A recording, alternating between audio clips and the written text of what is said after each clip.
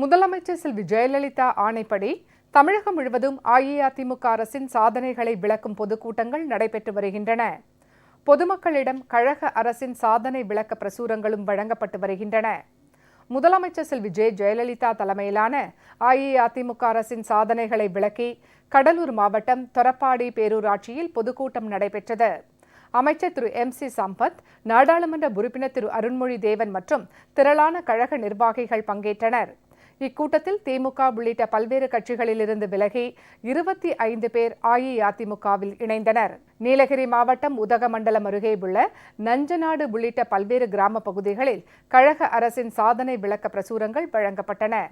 நீலகிரி மாவட்ட கழக செயலாளர் திரு KR அர்ஜுனன், MP, தாட்கோ தலைவர் திரு S கலைச்செல்வன் மற்றும் ஏராளமான கழக நிர்வாகிகள் பங்கேற்றனர்.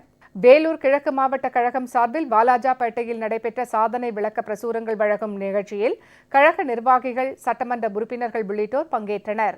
நாமக்கல் மாவட்ட கழகம் சார்பில் முதலமைச்சர் செல்வி ஜெயலலிதாவின் சாதனைகளை மக்களிடம் கொண்டு செல்வது குறித்து பள்ளிப்பாளையம் ஒன்றியத்துக்குட்பட்ட கொக்கராயன்பேட்டை, தட்டான்குட்டை, வெப்படை உள்ளிட்ட பல்வேறு பகுதிகளில் ஆலோசனை கூட்டம் நடைபெற்றது. அமைச்சர் திரு P தங்கமணி, நாடாளுமன்ற உறுப்பினர் திரு PR சுந்தரம் மற்றும் ஏராளமான கழக நிர்வாகிகள் பங்கேற்றனர். இதனிடையே சேலம் மாவட்டம் எடப்பாடியில் தமிழக அரசின் செய்தி மக்கள் தொடர்பு துறை சார்பில் சாதனை விளக்க நடமாடும் பிரச்சார வாகனத்தில் அரசின் 4 ஆண்டு சாதனைகளை விளக்கும் படம் திரையிடப்பட்டது. எடப்பாடி பேருந்து நிலையம் உள்ளிட்ட பல்வேறு பகுதிகளில் இந்த வாகனம் நிறுத்தப்பட்டு பொதுமக்களிடம் அரசின் சாதனைகள் எடுத்துரைக்கப்பட்டன.